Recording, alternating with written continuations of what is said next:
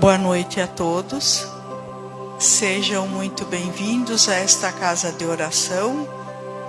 A gente fica muito feliz com a presença de todos vocês aqui com a gente para mais uns momentos de aprendizado, de reflexão. E nós vamos iniciar então o nosso trabalho de hoje, convidando a todos vocês para que a gente feche os nossos olhos e nós vamos fazer uma reflexão que o André Luiz nos deixou. Desculpe, você compreenderá onde há amor. Não há lugar para ressentimento. Ao se colocar na posição de quem erra, seja qual for o problema, você notará que a compaixão dissolve qualquer sombra de crítica. A existência humana é uma coleção de testes, nos quais a divina sabedoria nos observa visando nossa habilidade para a vida superior. Quem hoje condena o próximo, não sabe que talvez amanhã estará enfrentando os mesmos problemas daqueles companheiros que atualmente estão em dificuldade. Nos esquemas da eterna justiça, o perdão é a luz que extingue as trevas. Às vezes, aquilo que parece ser uma ofensa é, na verdade, um socorro oculto do mundo espiritual em benefício próprio. A misericórdia vai além do perdão, criando o esquecimento do mal. Em muitas ocasiões, a divina providência permite que cometamos erros para que possamos aprender a perdoar. A indulgência é a fonte que lava os venenos da culpa. O perdão é a fórmula da paz. Aprendamos a tolerar para que possamos ser tolerados. André Luiz. Então, que assim seja. Nesse momento, nós convidamos a nossa irmã Cláudia, que vem nos falar sobre o amadurecimento espiritual. Que os bons espíritos possam te acompanhar e te iluminar, Cláudia. Muito obrigada.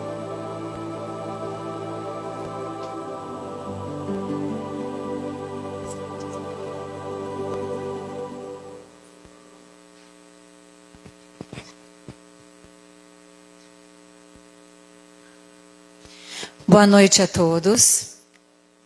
Sejam todos bem-vindos. Mais uma vez, meu agradecimento à casa pelo convite e pela oportunidade de estar aqui, de trabalhar e de nos colocar a serviço mais uma vez. O tema da noite, da reflexão da noite, é amadurecimento espiritual, uma jornada do espírito, foi escolhido justamente porque às vezes nós confundimos amadurecimento com envelhecimento. Quantas vezes a gente pensa que ao passar dos anos a gente vai angariando sabedoria.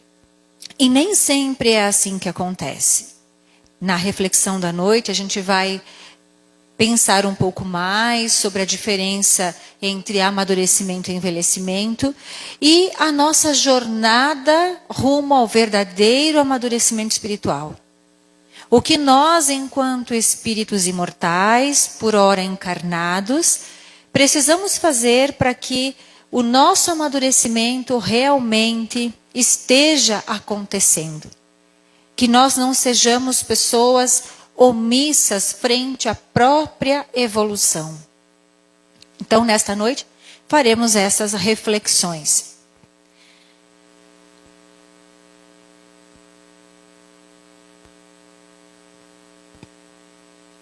Para iniciar, então, nós vamos iniciar pensando um pouquinho sobre a diferença entre envelhecer e amadurecer. No Brasil, nos últimos 12 anos, a população de idosos aumentou em 57%. 57%. É muita gente idosa. Vocês não acham? Em 2023, nós tivemos a última estatística em que a média de longevidade no Brasil é de 76,4 anos de vida por brasileiro. Em 1970, há 50 anos atrás, meio século mais ou menos, a expectativa era de 57 anos. Então a gente deu um salto em 50 anos, em longevidade. E nossa população, devido a inúmeros avanços da ciência, da saúde, do acesso a tratamentos, nós viemos envelhecendo mais. Então, é uma população que a gente precisa olhar, nós precisamos acolher, entender e compreender. Mas não confundir envelhecimento com amadurecimento, porque são duas jornadas distintas. O envelhecer, ele é um processo natural e biológico do corpo humano. É físico. Esse corpo físico que nós recebemos quando reencarnamos, ele tem um nascimento, uma evolução, um desenvolvimento, uma estabilização e, posteriormente, um declínio. Esse declínio celular, que vai acontecendo ao longo dos anos, às vezes declina por conta de doenças, por mau uso do nosso corpo, outras vezes por questões genéticas, angariamos malefícios do nosso corpo físico que vêm a contribuir com o seu declínio. Este é o envelhecimento do corpo físico. Então é um processo biológico que se dá devido a essas transformações físicas que a gente passa ao longo da vida. E a gente observa o nosso envelhecimento, o passar dos anos no nosso corpo, na nossa aparência. As crianças têm uma aparência, uma pele diferente, um adolescente tem um vício diferente, uma pele diferente, um funcionamento hormonal diferente. O adulto também tem as suas peculiaridades. Na madureza da idade, a nossa aparência física vai se transformando. Quantas e quantas vezes se vê na mídia um culto à beleza jovem e um preterimento à madureza do corpo. E faz com que as pessoas busquem um ideal de beleza que não é verdadeiro, que não é real. A eterna juventude. Então se lançam à mão tratamentos estéticos, cirurgias das mais diversas naturezas, para que se possa manter esta tal jovialidade, como se ali houvesse uma negação da passagem do tempo. E não se quer dizer que a gente não deva buscar a saúde, o cuidado, a autoestima, gostar de si. O problema são os exageros. O problema é quando uma pessoa que vive uma fase da vida quer retroceder para a adolescência. É a não aceitação da beleza de cada fase, da beleza de cada etapa. Um menino vive como um menino, um adulto vive como um adulto. E assim por diante, e cada um deles vive a beleza do seu caminhar, que é diferente do processo de amadurecimento. É como se diz, existem pessoas maduras, usando um corpo de 15, 16, 18, 20 anos, e existem adolescentes utilizando um corpo de 80, 70, 90 anos de idade. Porque o processo de amadurecer é diferente. Ele parte do emocional, do mental e do espiritual. Ele é um conjunto que abraça todas as nossas vivências e nos torna exatamente quem nós somos. Esta madureza é uma construção voluntária. Aí a gente diz, mas os acontecimentos da vida vão facultando, vão nos oportunizando o amadurecimento. Sim, vão. Mas pessoas que passam pelos mesmos reveses reagem diferente. Amadurecem diferente. De novo a gente cita o exemplo da pandemia, que foi um evento mundial mais recente. As pessoas lidaram com a pandemia de formas distintas. Algumas pessoas, elas se desesperaram, não conseguiram despertar a empatia com o próximo, não despertaram o amor à sua família quando foram obrigadas a se voltar mais para o seu centro doméstico, familiar. Não conseguiram dar este passo no amadurecimento, enquanto outras conseguiram fazer isso. Conseguiram, com toda aquela situação que passaram, aprender e absorver esse amadurecimento, que é aquilo que Joana de Ângeles, através das obras psicografadas por Divaldo Franco, principalmente as séries psicológicas, dizendo da autoconquista.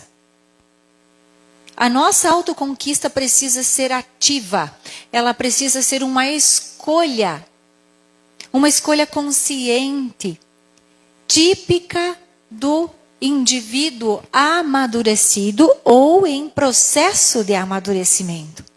Porque nós não somos prontos. Nós não estamos prontos. Quer ver um grande sinal? Olha o planeta em que a gente está. Se a gente está aqui, não tem erro de endereço. Então, nós não estamos.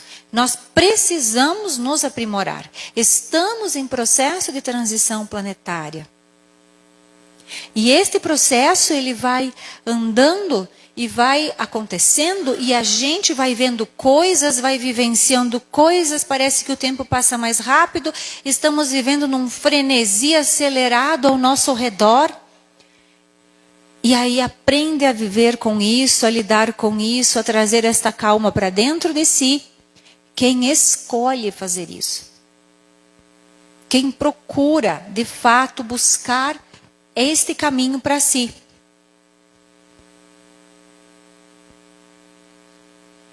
A diferença de perspectiva entre a visão materialista do envelhecimento.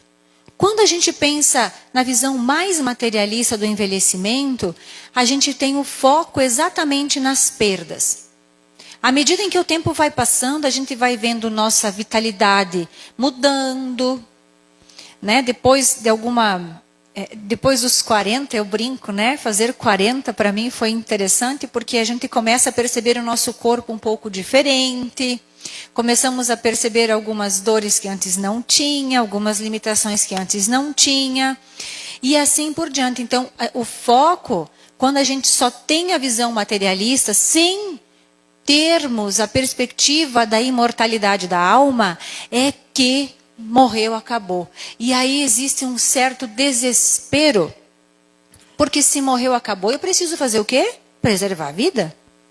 E para preservar esta vida, esta do corpo físico, deste corpo que vocês ocupam, vale tudo. Então é preciso o apego ali. E quando a gente fala em apego, a gente está falando em dependência, em aflição, porque a gente não controla tudo. A gente não sabe o que é que vai bater na nossa porta amanhã. No nosso exame médico, a gente não sabe o que vai bater ali. E ficamos apegados àquelas coisas que nós temos, as coisas da casa, temos as nossas roupas, temos os nossos objetos, os filhos, os pais, o carro, as coisas. Então esse apego, ele faz com que haja um aumento do medo da perda. Temos ainda o medo da morte. Tem um livro bem bacana. Quem tem medo da morte? É o nome do livro. Do Richard Simonetti, se não me engano. Muito bom. Um livro com perguntas simples, respostas simples, que vão nos ajudando a entender a morte numa perspectiva diferente. Mas dentro da perspectiva materialista do envelhecimento, a gente passa sim a ter um medo absurdo da morte, porque se este corpo é tudo que eu tenho, e para além da existência física não tem nada, de novo, eu preciso me apegar ao que eu tenho aqui, a este corpo, a esta vida, a essas coisas, ao poder. As transformações físicas, elas passam a ser fonte de ansiedade. Então elas ficam aceleradas, não vivem aquele momento que precisam viver. Toda forma de transformação física vira tormento. Toda ocorrência diferente, todo processo de doença, de declínio, passa a ser uma tortura. É lógico que ninguém quer adoecer, é óbvio que ninguém quer padecer. Mas quando passa por isso, o materialista sofre ainda mais, por conta da ideia do apego. E na perspectiva espírita ou espiritual sobre o envelhecimento, o que é que a gente pode aprender? Que o envelhecimento e o amadurecimento não são só um processo físico, mas é uma oportunidade de evolução espiritual. Quando amadurecemos, quando passamos pelas situações e transformações do corpo, a gente precisa evoluir também com transformações na nossa alma. Quando nós somos jovens, crianças, somos mais voltados para as próprias experiências. À medida em que vamos amadurecendo, nós aos poucos vamos nos posicionando, a vida vai nos colocando, de certa forma, como mentores dos outros. Vêm os filhos, vêm os sobrinhos, aí vem lá os colegas do ambiente de trabalho, que às vezes buscam um conselho seu, e aí a gente vai saindo daquele papel mais egocêntrico. Porque quando nós somos crianças, a gente é muito voltado para nós mesmos. A criança, ela acha que tudo existe no mundo, quando bem pequenininha, claro, tudo no mundo existe para agradá-la. Os pais são uma extensão dela. O mundo está ali para saciar suas necessidades básicas de alimentação, de carinho, de afeto. O brincar, tudo elas precisam, elas se sentem como o centro das atenções. Mas aí ela vai crescendo, a criança vai desenvolvendo, ela vai evoluindo e vai percebendo que as coisas não funcionam exatamente assim. Que nem tudo é do jeito que ela gosta, nem tudo acontece no tempo em que ela quer que aconteça. Então, a vida vai trazendo esse convite à evolução. E ele é um processo contínuo, para além da idade. Então, o convite de amadurecermos bem, à medida em que os anos passam, é para que a gente possa aproveitar cada ano, cada momento da nossa vida com madureza, entendendo o que é que a vida me convida para aprender e crescer agora, nesse instante. Não é quando você se formar, quando você se casar, quando você se separar, quando você for trabalhar, quando sair daquele trabalho. Não é, é no agora. Esse processo de amadurecimento é um convite momentâneo que a vida faz para a gente. É um convite para a nossa utilidade no mundo, o tempo todo, para além da nossa idade. Quem de vocês nunca conheceu uma pessoa mais idosa, mais cheia de vitalidade? Eu costumo dizer que aquela pessoa parece uma formiguinha, cheia de energia, sempre com um sorriso no rosto, alegre, uma palavra amiga. Você vai na casa daquela pessoa, ela sempre tem algo para te oferecer, seja um doce, alguma coisa ela tem ali, né? Porque ela é ativa, ela tem uma vitalidade a 1000. Será que isso é só do corpo? Não é. É uma vitalidade que vem de dentro, é uma energia que vem de dentro. Mas essa energia ela ganhou, assim, ela passou numa fila lá, eu vou escolher essa aqui para mim, eu vou pegar. Não. Essa energia e essa vitalidade a gente conquista. Conquista porque escolhemos olhar para a vida e olhar para as coisas com um determinado olhar. Quantas e quantas vezes a gente olha para a vida com um olhar deprimido, pessimista. E não estou falando da depressão como doença, estou falando como uma postura nesse momento.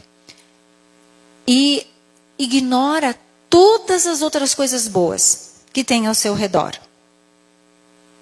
Tantas coisas que nos cercam. Pensem quantas coisas cercam a vida de vocês hoje lá na casa de vocês. Quantas coisas boas tem lá.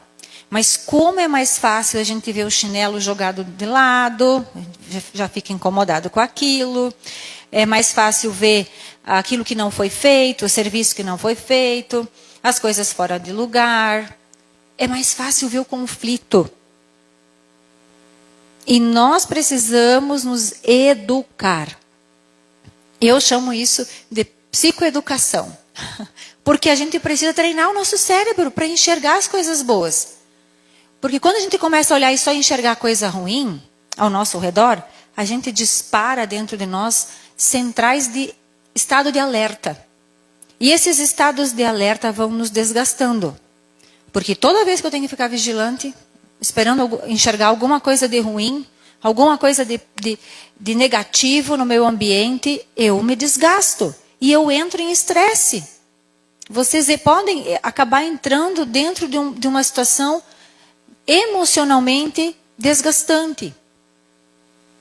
E aí tudo que a gente vê é um mundo cinza, sem cor, sem graça. É necessário treinar a nossa mente para enxergar o positivo, para conseguir olhar para cada fase da vida com esse otimismo que a vida nos convida a enxergar. Porque tem. Falando do envelhecimento, algumas oportunidades, elas são dispostas na nossa vida somente naquela fase, na fase do envelhecimento. Que é quando a vida tende a desacelerar um pouco mais. É quando vem a fase da aposentadoria. Então você consegue realizar alguns projetos que antes você não conseguia realizar. Você consegue trazer para aqueles que estão ali, os mentorados, né? Os seus netos, os filhos, os vizinhos, trazer para eles aquela dica de sabedoria, aquela palavra que antes você não tinha para dar. E não era porque você era uma pessoa má, talvez fosse, mas era porque você não sabia. Mas que, com a experiência dos anos, se você agregou maturidade em si, você consegue fazer nesta fase. Em algumas culturas, o idoso é reverenciado. E como é que na nossa cultura nós estamos tratando o idoso? A gente está valorizando o idoso? O idoso está realmente envelhecendo com maturidade para ser uma referência? E quando eu falo isso, eu falo de nós. Como é que a gente está preparando o nosso envelhecimento? A gente vai querer ser que tipo de idoso? Se imaginem lá, com 90. Porque agora a gente, assim, 76 é o hoje, né? Daqui, mais para frente, gente, nós vamos chegar aos 90 brincando. Se o Criador nos deixar aqui, se for para a gente viver tudo isso, nós vamos chegar lá. Como é que a gente quer chegar? Fisicamente falando, a gente vai ter o corpo que a gente preparou ao longo da vida. E eu digo que como agora estou construindo meu corpo de 90 anos. Cada um de nós está. A gente tem bons hábitos, a gente tem uma alimentação adequada, a gente consegue fazer exercício físico? Leva isso a sério? Estamos cuidando dos nossos bons hábitos? Estamos evitando vícios? Essa é a construção do corpo físico, do nosso avatar, que irá nos levar até lá. E espiritualmente, a gente tem o mesmo cuidado? Assim como a gente vai ao médico fazer o check-up, a gente também precisa fazer o check-up espiritual. De que maneira? Vigiando a nós mesmos, observando, cuidando das nossas atitudes. Só que é curioso porque se Deus nos fez simples e ignorantes, Ele nos largou assim, né? Nesse planeta ou em outros, a gente não sabe onde foi nosso início. Mas por que todo mundo não evolui junto? Por que será que algumas pessoas têm as mesmas oportunidades e reagem de formas diferentes? E Kardec nos explica no Livro dos Espíritos, no capítulo 8, sobre a lei do progresso, na questão 779. A força para progredir áurea o homem em si mesmo, ou o progresso é apenas fruto de um ensinamento? Então, o homem se desenvolve por si mesmo, naturalmente. Mas nem todos progridem simultaneamente do mesmo modo. Dá-se então que os mais adiantados auxiliam o progresso dos outros por meio do contato social. Então a gente se lapida junto nessa caminhada. Um ajuda o outro, às vezes atrapalha, às vezes ajuda, às vezes a gente atrapalha o outro. E assim vamos aprendendo, vamos desenvolvendo virtudes. E esta caminhada, ela não é igual para todos. Nós não somos robozinhos que fomos programados para ser de uma determinada forma. A única programação certa é que nós somos fadados a ser seres de luz. Quando isso vai acontecer, vai depender da rapidez com que a gente escolhe caminhar. Da rapidez com que a gente decide evoluir. E essa rapidez depende da força da nossa marcha. E que força é essa? É o tanto que eu sei suportar os sofrimentos que me são impossíveis de evitar. É o quanto eu reajo de forma equilibrada frente às situações difíceis da vida. É o quanto eu coloco em prática os princípios de amor, de caridade, de justiça que Jesus tanto nos pediu e nos orientou. Isso irá fazer com que a nossa marcha seja mais lenta ou mais rápida. Porém, inevitável. Quantas vezes somos teimosos, porque vem a prova e a gente teima, a gente senta, a gente reclama, se vitimiza. Mas se aconteceu, gente, tá certo, é isso aí que tem que acontecer com a gente. O que nos acontece é o que a gente precisa passar. A pessoa que veio para a sua vida é esta pessoa que tinha que vir. Se ela tem que permanecer para sempre, aí é outra história.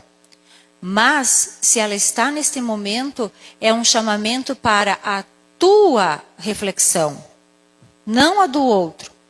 Porque a gente quer sempre mudar a percepção do outro, a gente quer mudar o comportamento do outro, a gente quer que o outro melhore, quer que o outro se transforme. Mas como é que eu vou fazer isso se o meu compromisso de mudança tem que ser comigo? Através da minha transformação, eu posso ser um agente de mudança do meu próximo. Mas se eu não mudar a minha, eu não tenho nem moral para cobrar ninguém. Não há como fazer isso. Porque o único que a gente pode julgar somos nós mesmos. E ainda com parcimônia, porque não podemos ser julgadores e tiranos conosco.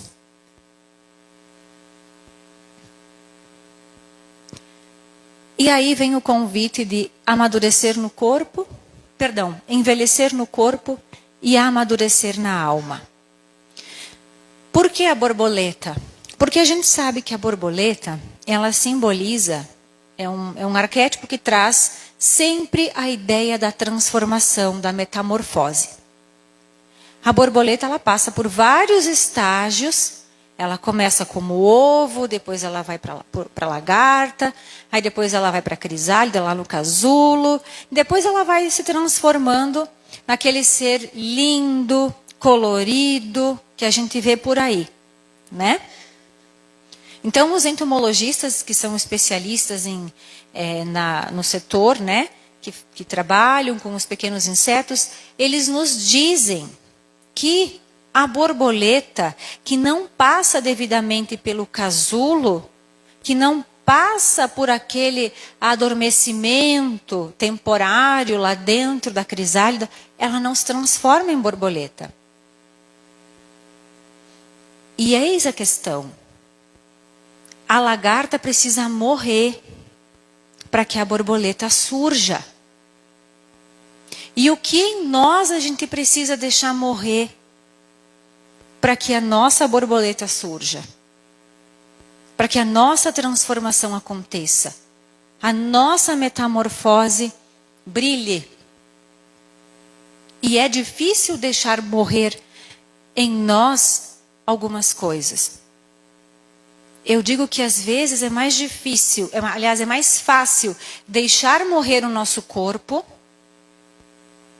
do que a gente largar algum mau hábito, algum vício moral mais pernicioso que nos atrapalha o crescimento. E por quê? Porque assim como a gente é apegado a muitas coisas da matéria, a pessoas, a gente também é apegado a sentimentos. A gente também é resistente na mudança. Porque a gente se acostuma com o que é bom, mas também se acostuma com aquilo que é ruim. Principalmente se aquele hábito ruim, ele vem nos acompanhando desde a infância, porque ele é um hábito de família. E isso pode ser um hábito, por exemplo, um vício,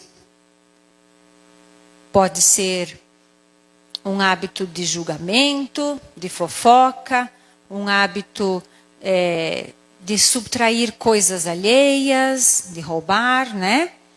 Um hábito de ser agressivo, de ser grosseiro, de ser desleal. São tantos vícios morais. E é difícil abrir mão de um. Muito difícil. É difícil abrir mão de reclamar, de sair do vitimismo. Mas como que a gente quer virar borboleta se a gente não aceita morrer? Se a gente não aceita se transformar, passar pela dor de tudo aquilo. E por como que a lagartinha sabe que ela vai virar? Será que ela sabe que ela vai virar borboleta? Eu penso que sim, porque ela é um ser não pensante. Mas ela faz o mesmo trajeto de todas as demais lagartas da sua espécie. Ela faz o mesmo trajeto até virar borboletinha, porque ela sabe o potencial que ela tem dentro dela. E nós sabemos o potencial que a gente tem dentro da gente? Será que a gente sabe que a gente veio para ser um ser de luz? Para ser um ser evoluído? Eu acho que sim. Mas a gente esquece. Ai, é que nem aquela história da borboletinha que às vezes a gente ouvia na escola. A professora contava pra gente que tinha uma lagarta, que enquanto ela era lagarta, ela adorava subir na árvore e espiar tudo, assim, ver aquele campo longe, bonito, né? Até que um dia ela sentiu um chamado, né? Que ela precisava entrar naquela crisálida e adormecer. E aí ela dormiu, e quando ela acordou, ela percebeu que tinha uma coisa esquisita nas costas dela. Tinha crescido alguma coisa bem estranha nas costas dela. Ela não sabia bem o que era aquilo. Ela mexia aquilo devagar, né, com cautela.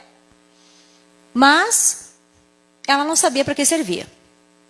E aí ela falou, puxa, estou com tanta saudade de subir na árvore e espiar o horizonte e ver lá no final o que tem. Vou subir. E aí ela começou a subir, né? Mas as patinhas dela estavam fraquinhas. Ela tinha aquele negócio nas costas dela que era super pesado, que ela não sabia para que servia. E aí o esforço foi triplicado. Ela parou várias vezes. Quando ela estava quase chegando no topo da árvore, ela viu uma outra borboletinha voando. E chegou perto dela. E essa borboleta viu que ela estava chorosa. Perguntou, mas o que foi? Por que você está assim? Ora, porque eu estou exausta. Eu subi aqui nessa árvore até aqui para conseguir ver. E agora que eu estou aqui, eu estou tão cansada. Mas eu estou tão cansada que eu não consigo aproveitar. Mas como que você subiu? Ora, eu subi caminhando. Mas por que você não subiu voando? Mas como que eu faço isso? Aí as duas conversaram, até que a borboletinha azul conseguiu bater as suas asinhas e aprendeu a voar. Quantas e quantas vezes nós somos essa borboleta que tem já as asinhas nas costas, porque o recurso divino já nos foi dado. Nós temos muito recurso espiritual para subir nessa árvore e vislumbrar o horizonte gigantesco, só que a gente não usa. A gente carrega esse fardo da vida e nem sabe a maravilha que a gente tem para progredir, para crescer, para evoluir. E o convite primeiro desse amadurecimento na alma é a lei do progresso ao qual nós estamos condenados. Nós estamos fadados à lei do progresso.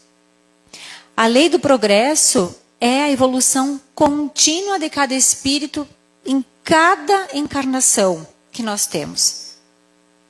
Então a gente tem que pensar assim, nós nunca estivemos tão bem como a gente está agora. Tenho certeza que alguns estão pensando, então imagino que eu já fui, né? Mas nós estamos no nosso melhor momento. Porque o espírito não retrocede, ele não, eu vou assassinar o português, ele não evolui, ele não retrocede. Ele pode estacionar. Mas então, nós nunca estivemos tão bem como nós estamos agora. Nós temos todos os recursos. E a lei do progresso, ela nos convida a progredir e andar para frente sempre.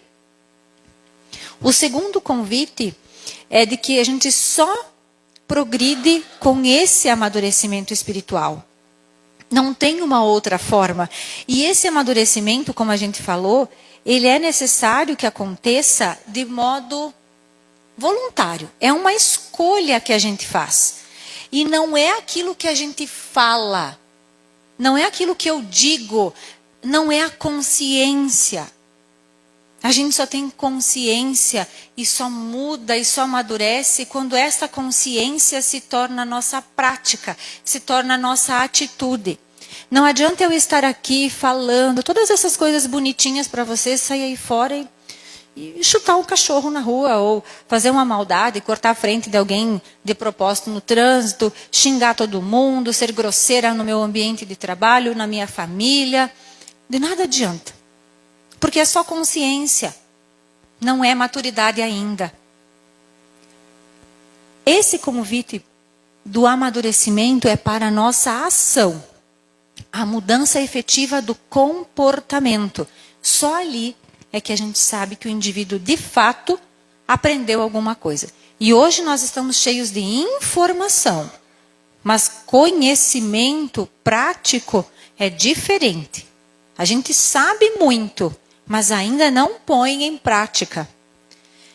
As provas e expiações é uma terceira grande oportunidade. Eu digo oportunidade porque, embora seja sofrido, é por aí que a gente cresce. Quando a gente não aprende na primeira porretada, vem a segunda. E vem a terceira. Porque é um convite para o despertar. Até que uma hora eu penso, mas o que é que a vida quer me ensinar com isso? Por que é que a vida continua me mandando pessoas assim? O que é que eu preciso desenvolver em mim para quebrar com esta situação? O que é que eu preciso fazer para melhorar o ambiente em que eu estou? Melhorar a minha realidade e a realidade de quem convive comigo. As provas e expiações são testes que vêm para fortalecer virtudes santas como paciência, fé e a resignação da gente. Então Deus não quer nos castigar. Ele quer nos ensinar. E toda dor que a gente vive na vida, por pior que seja o sofrimento que a gente passa, a gente vai escolher a medida desse sofrimento a partir da lição que a gente escolhe absorver dele.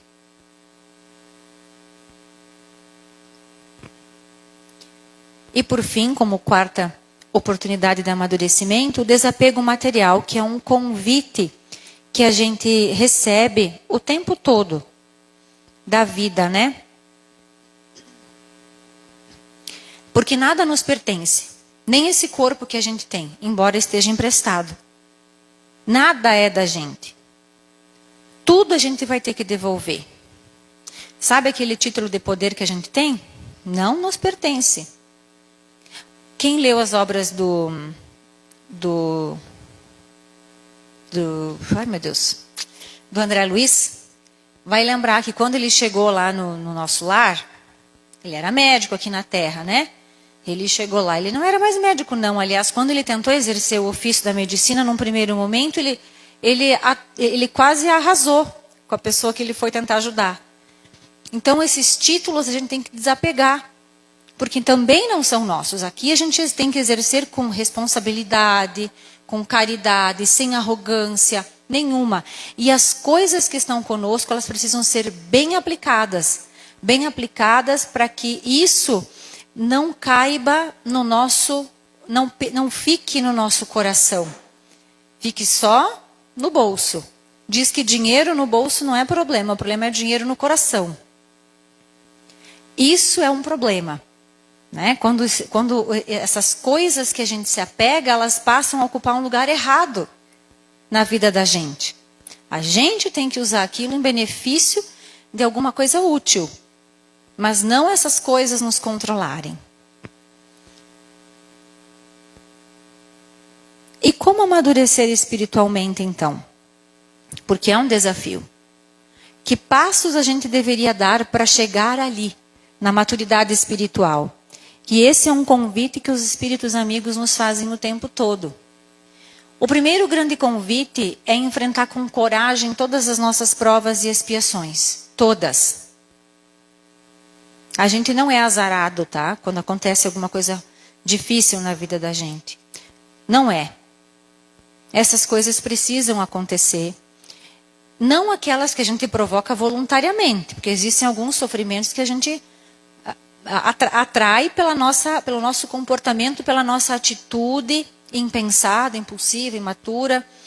Mas eu digo aquelas coisas que nos acontecem, que às vezes a gente diz, meu Deus do céu, por que comigo?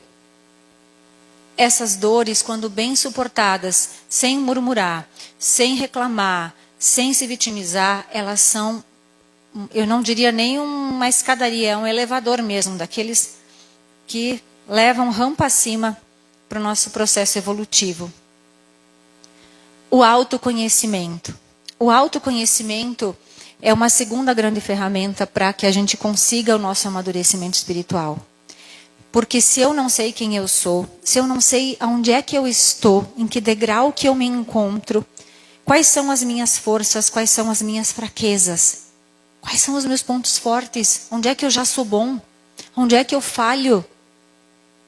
Quando eu sei de tudo isso, quando eu sei aquilo que toca meu coração, aquilo que realmente me edifica, quando eu sei disso, eu consigo me trabalhar muito melhor. Maduro não é aquele que é perfeito, gente. Maduro é aquele que sabe de si e tenta se trabalhar o tempo todo.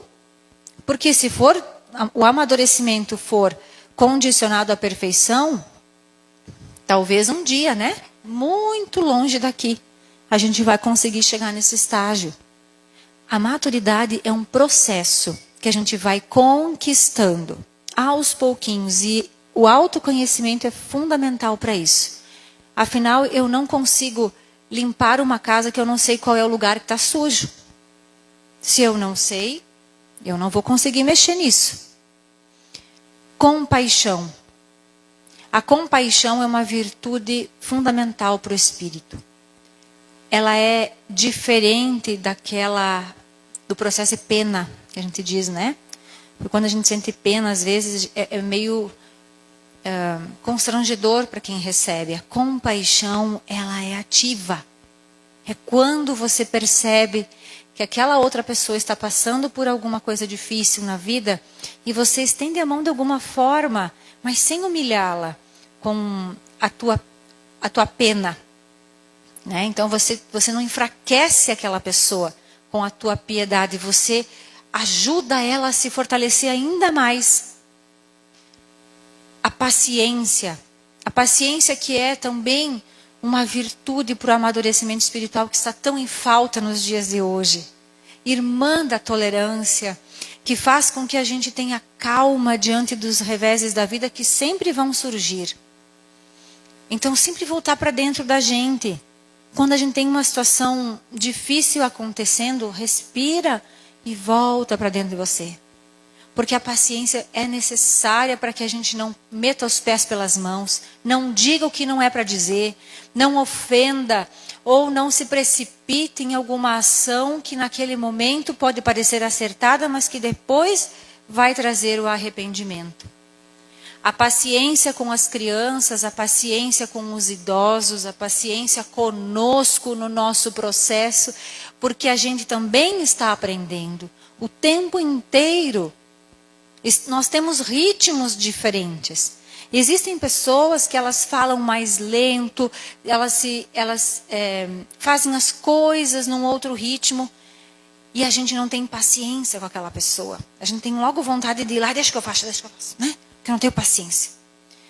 Então, esse é um atributo espiritual do espírito amadurecido. Ele sabe respeitar o tempo. Ele sabe respeitar o tempo. O desapego, como nós falamos antes, é conservar o dinheiro no bolso, então somente no bolso e não no coração. O perdão porque nós precisamos perdoar, exercitar este perdão, porque se há uma lei do retorno, que ela existe, nós vamos precisar muitas vezes desse perdão. E precisamos dele muitas vezes lá atrás. E certamente, cada um que está sentado aqui nessas cadeiras hoje, precisou implorar perdão para poder reencarnar. Talvez aos seus pais, para poder estar aqui. Talvez aos filhos, a alguém. E o perdão é um exercício. Então, perdoem para que vocês possam também ser perdoados no tempo justo, porque somos falíveis. A reforma íntima. A reforma íntima, que é um convite que é tão reforçado na doutrina espírita, é tão enfatizado nas casas, em todas as reuniões, porque essa reforma é a reforma mais importante. Agora vem chegando a finaleira de ano e a gente quer reformar a casa para o Natal, né? Pintada, uma ajeitada no jardim, a gente quer dar uma ajeitadinha, lavar a casa, o teto, né? Tirar as cortinas, não é assim? Lá em casa é, pelo menos, né? Então, essa reforma que a gente faz na matéria, a gente deveria ter essa preocupação o tempo todo em fazê-la no nosso espírito, essa reforma íntima, reformar a nossa base que não está bem, que não está perfeita, que não está adequada, que é cheia de imperfeições. Desenvolver a humildade, porque essa ideia, às vezes, megalomaníaca que a gente faz da gente mesmo, de se dar mais importância do que a gente tem. Nós somos um farelinho de poeira no universo. Basta a gente olhar o que representa o próprio planeta Terra perante o cosmos todo. É um grão de poeira. Nós somos tão pequenos e às vezes a gente dá uma importância tão grande. O exercício da humildade faz com que, não que a gente prejudique a nossa autoestima, mas que a gente enalteça quem nós somos. Mas enaltecer de um modo real, sem gabar-se, sem colocar-se acima. É uma humildade que nos torna aptos a olhar para o nosso próximo sem julgá-lo, sem condená-lo, sem a gente se considerar superior a ninguém. A caridade, que é um exercício tanto material quanto a caridade moral. A gente sempre acha que caridade é dar alguma coisa material a alguém. É também. E é uma caridade necessária. Porque quem tem fome de pão, não adianta você aplicar um passe em quem está com fome de pão. Você tem que dar o pão, né? Para saciar aquela fome. Mas a caridade moral é um exercício que a gente também precisa desenvolver a partir do nosso amadurecimento. E por fim, o amor, né? Que dentro desta palavrinha tão pequena cabem tantas outras. E ela cobre todas esses demais itens aqui citados. E esse amor que a gente precisa desenvolver em primeira escala conosco mesmos e depois com o nosso próximo. E eu estou amadurecendo bem nessa encarnação? Essa pergunta eu quero que você se faça. Vamos lá, uma por uma. Aqui, quais são as qualidades que eu já adquiri nessa existência? Quais são, será? Será que eu melhorei? Será que eu desenvolvi alguma virtude nova? Ou eu vou só levando assim, né? Não vou pensando muito nas coisas. Quais são os defeitos que eu ainda não superei? Se a gente quer desenvolver o autoconhecimento, essas respostas têm que estar na ponta da nossa língua. Como é a minha personalidade? Porque a gente às vezes joga a culpa, né, nas coisas. É no meu trabalho, é no dinheiro, é no meu pai, na minha mãe, é no governo, é no tempo, é na chuva, é no frio. Mas nunca é em mim. Como é a minha personalidade? O que eu posso fazer por ela? Para melhorá-la? Onde é que eu ando me apoiando, usando de muleta? Essas questões precisam ser respondidas. Quem são as minhas influências nessa existência? Quem é que eu escolhi para me influenciar? Algumas influências, elas vêm já desde o início da nossa encarnação, que são as pessoas da nossa família. Mas para além delas, eu já escolhi outras pessoas que me inspiram. Quem são elas? E o que eu estou fazendo para chegar ao nível que elas chegaram? Se essa pessoa for Jesus, eu estou vivendo esses passos? Se essa pessoa for em entidades como Chico Xavier, como Madre Teresa de Calcutá, como outras pessoas que eu admiro da minha comunidade, o que eu faço para me inspirar e para agir como elas? Quais são as minhas realizações? E nem precisam ser coisas grandes. Aquelas coisas assim que saem na TV, né? Não. O que eu já fiz de bom nessa vida? Eu já transformei a vida de alguém? Já contribuí de alguma maneira com a comunidade que eu vivo, com a família que eu tenho, com o meu grupo de amigos, com a minha rua, com o meu bairro, com o meu vizinho? Eu faço todo o bem que eu posso? Todo o bem que eu posso está no meu alcance? Ou eu estou deixando para depois, para quando me aposentar, para amanhã, para quando ficar rico, quando ganhar na Mega Sena? E o que eu posso realizar ainda nessa encarnação? Essas são perguntas que a gente tem que se fazer para depois se perguntar esta. Eu devo aproveitar a vida ou aproveitar a encarnação? Porque são coisas diferentes.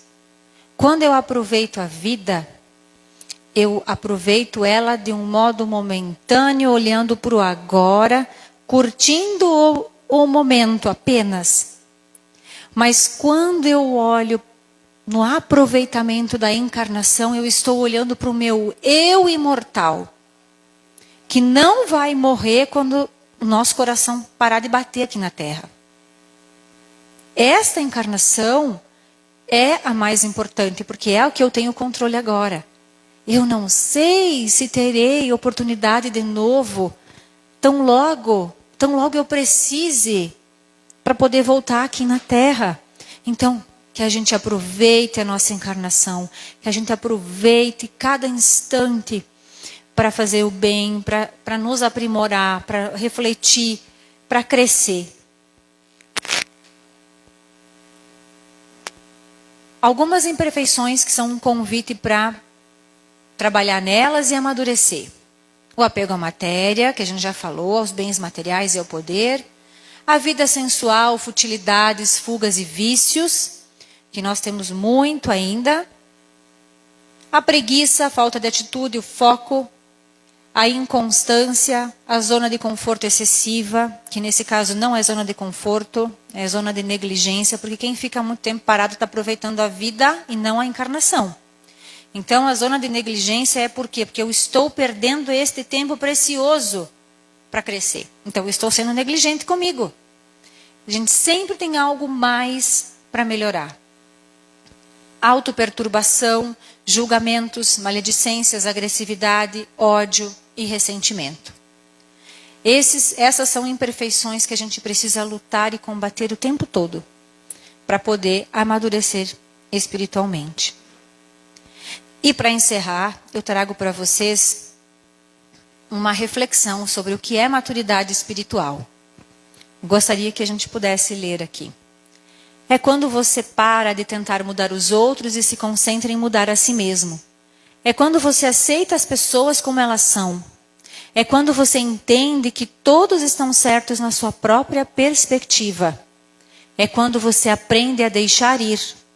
É quando você é capaz de não ter expectativas num relacionamento e se doa pelo bem de se doar. É quando você entende que o que você faz não faz para a sua própria paz. É quando você não procura a aprovação dos outros, só a de Deus. É quando você para de se comparar com os outros e só com Deus. É quando você está em paz consigo mesmo. Maturidade espiritual é quando você é capaz de distinguir entre o precisar e o querer. E é capaz de deixar ir o seu querer. Você ganha maturidade espiritual quando para de anexar felicidade em coisas materiais. Então a vida, gente, nos convida o tempo inteiro a essas reflexões, a essas mudanças, para que a gente deixe de só envelhecer e se preocupe com o amadurecer. O amadurecer é irmão do florescer, porque ele nos torna belos, ele nos torna melhores e faz da nossa vida uma verdadeira leitura do progresso, daquele progresso que Jesus espera que nós tenhamos, daquele progresso que a humanidade necessita, para que no além-túmulo a gente venha despertar melhor. Que a gente aproveite o nosso tempo de florescer hoje, quando a gente retornar às nossas casas, que a gente leve para lá uma sementinha da nossa transformação. Lembrando que toda semente precisa morrer para que o seu fruto possa nascer e brotar. Que a gente saiba deixar morrer o que precisa morrer dentro de nós, para que haja espaço para o novo florescer. Esse é o convite do Cristo, que eu desejo que cada um de nós leve em nossos corações na noite de hoje. Muito obrigada.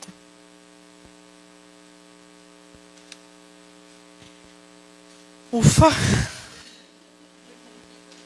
Não, foi muito importante. Que aula. Muito obrigada, Cláudia. Em nome de todos. Reflexão maravilhosa e importante. Hoje pela manhã a gente fez uma fala sobre envelhecimento do corpo, né? E à noite completo com o amadurecimento tão necessário para a gente. Então, pessoal, nós vamos agora para a segunda parte do trabalho dessa noite. E nós vamos para a aplicação do passe coletivo. Convidamos a todos os trabalhadores que se coloquem à disposição. Vamos escurecer um pouquinho o ambiente. Todos podem se acomodar tranquilamente nas suas cadeiras, fechar os olhos e vamos falar sobre o sorriso. Senhor, não permita jamais que eu me esqueça de sorrir com o coração e sorrir muito todos os dias. Quando raiar o sol e meus olhos se abrirem para a vida, que o sorriso seja o meu primeiro louvor, agradecendo o novo dia que amanhece. Em meu lar, que ele seja o precursor da palavra serena e do diálogo amistoso, para que meus familiares, assim como eu, possam iniciar o seu dia entre as melhores vibrações de paz e bom ânimo. Sem a claridade do riso, tudo é mais triste. Sem a bênção da alegria, os semblantes são frios e as palavras rudes. Qual que imensa desolação envolvesse a todos, negando-lhes desenvoltura e euforia, acompanhantes obrigatórios das determinações felizes. Sorrir alivia o coração e desafoga a alma, recolocando harmonia e pacificação no lugar da irritação e do mau humor. Trazer a luz do sorriso no rosto é iluminar estradas e transeuntes, fazendo do seu portador um pequeno ímã a atrair simpatia e cooperação. Aquele que sorri sinaliza o bem, onde quer que esteja. Abençoa-nos hoje, Senhor, e faz de cada um de nós um foco de alegria a espargir o melhor aos nossos companheiros de estrada, para que amanhã, quando estivermos tristes ou desanimados, o sorriso que despertamos nos outros possa ser o remédio salutar que nos trará de volta a vontade de viver e lutar. Porque o sorriso é assim como um raio de luz.